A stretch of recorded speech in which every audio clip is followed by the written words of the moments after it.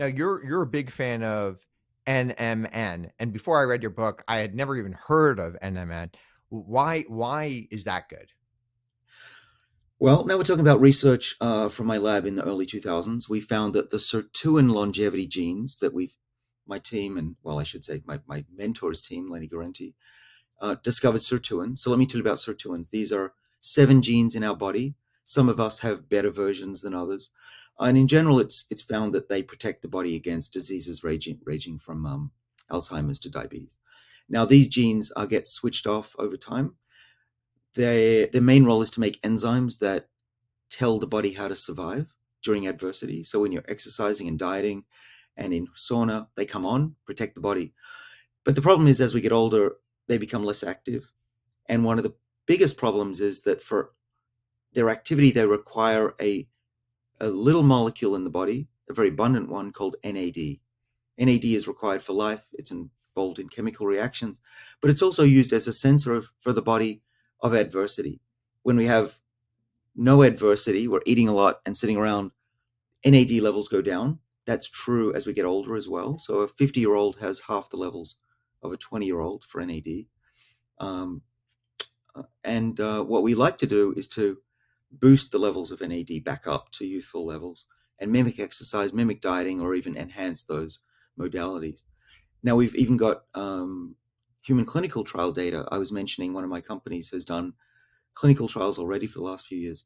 And by raising NAD levels, we can actually improve human health. And we hope that this will be a drug one day to treat diseases ranging from kidney failure to even COVID-19 survival. So what about NMN? Well, NMN is a precursor that the body uses to make NAD. And by ingesting NMN, we've shown in humans that you can raise your NAD levels by about 2 to 3 fold.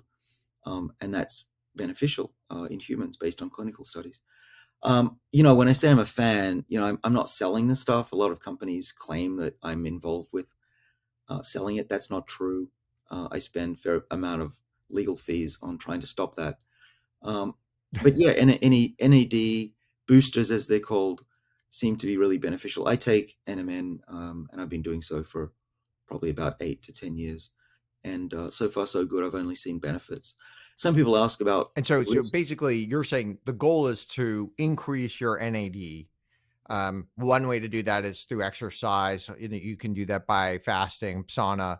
But there's this other way to do is to take this NMN. Essentially, it's a supplement, and that can also boost your NAD. Yes, that's what the science is saying, and others have shown it improves 6 minute walk. So it's being used for performance, endurance, and overall health.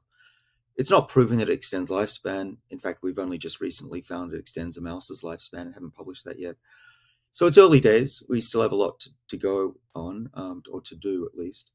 Are But there side effects for taking it, um, or does doing one thing make it harder to do something else? Or it doesn't seem to be. I mean, in mice, there's a couple of studies in some rare cases of genetically inbred mice that don't have an immune system, that there's hints that cancer might spread slightly more frequently in a very small study. But these are mice that are inbred and have no immune system. So it's still full steam ahead with human clinical trials. There's been no adverse events in any of the patients that have been tested, or the subjects, I should call them. And yeah, so I'm not yet ready to say that there's any known, or at least tangible, provable risks that I want to be the first person to know if there's a risk because my yeah, father takes it, my friends and family take it, I take it. So I'm not selling it. I just want to know the science.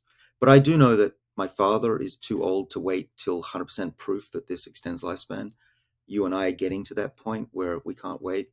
And so that's really what I'm doing is I'm educating the public about the risks and rewards.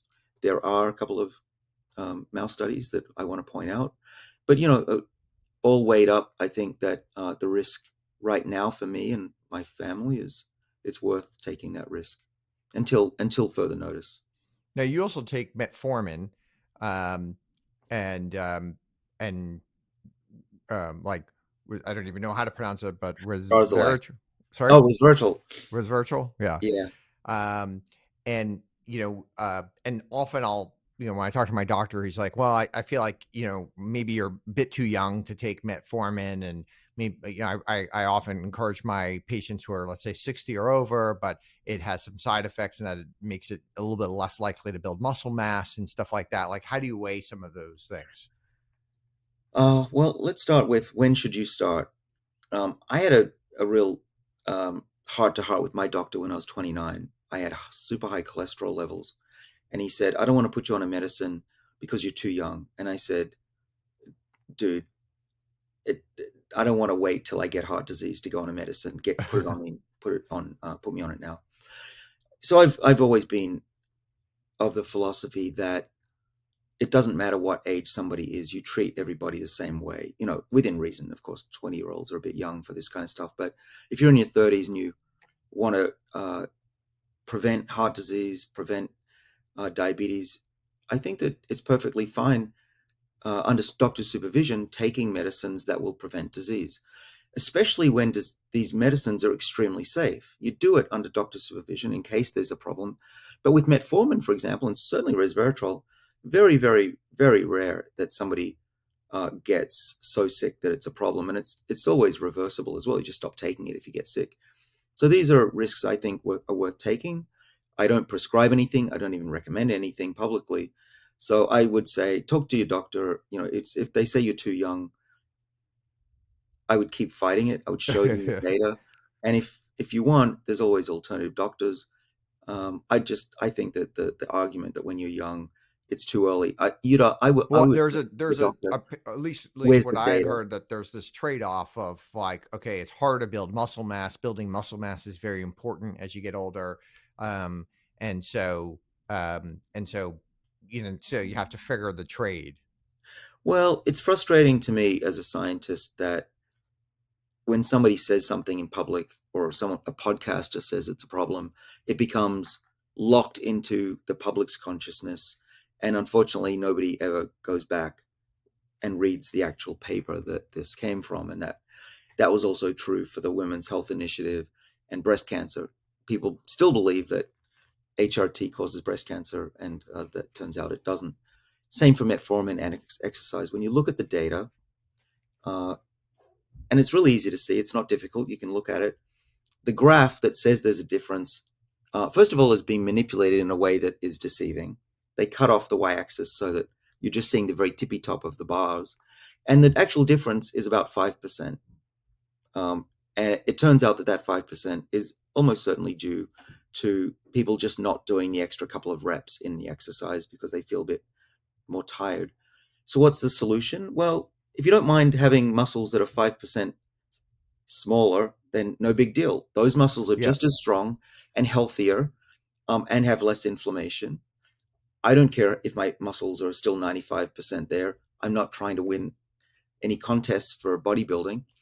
But I can avoid metformin on days I work out, no big deal, or force myself to do a couple more reps when I feel tired. That's all it is. I wouldn't say that that's a reason not to take metformin. There are other reasons, such as gastric, gastrointestinal issues. That's more of an issue.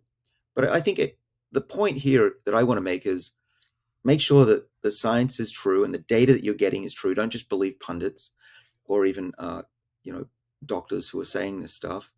Try to go to the paper, read it, or listen to scientists who do read papers.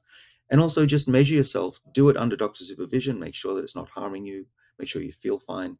And then, by all means, in my view, it's worth starting in your 40s to maximize your lifespan because we're aging every day. It doesn't just begin after the age of 50 or 60. Now, initially, I was actually kind of skeptical to the idea that like big subsets of the population would adopt any of these anti-aging lifestyles. But then I saw a couple of studies that say 10% of Americans are already intermittent fasting every single day.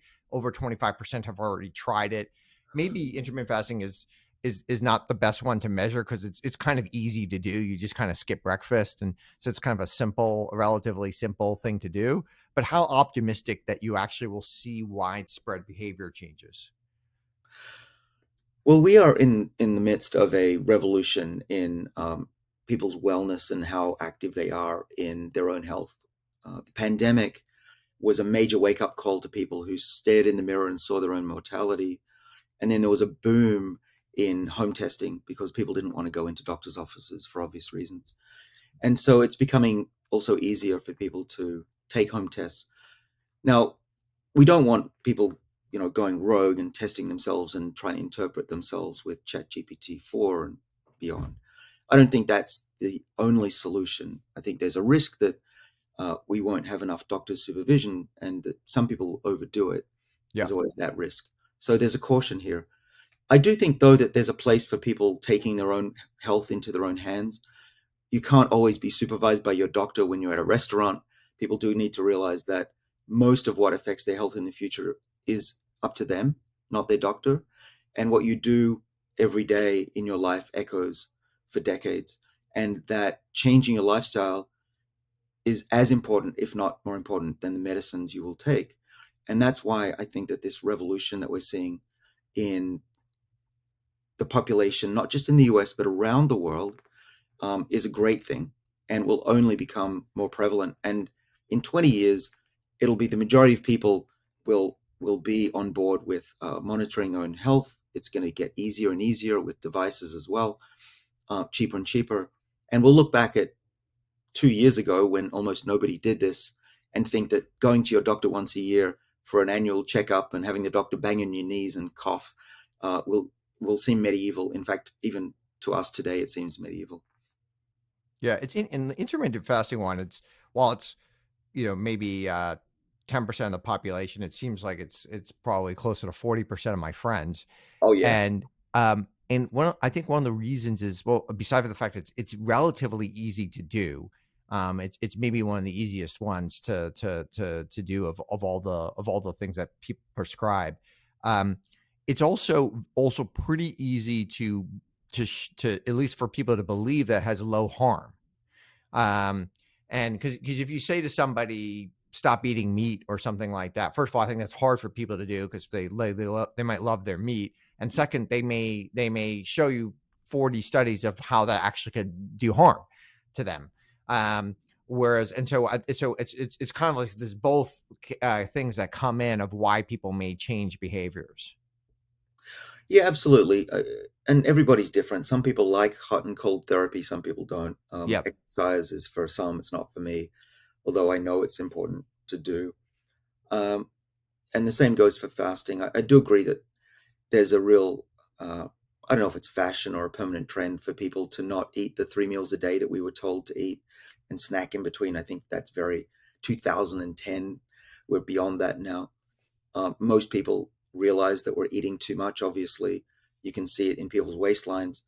And I think that 10% is an underestimate, that certainly in people who are taking notice of what's out, the information that's out there.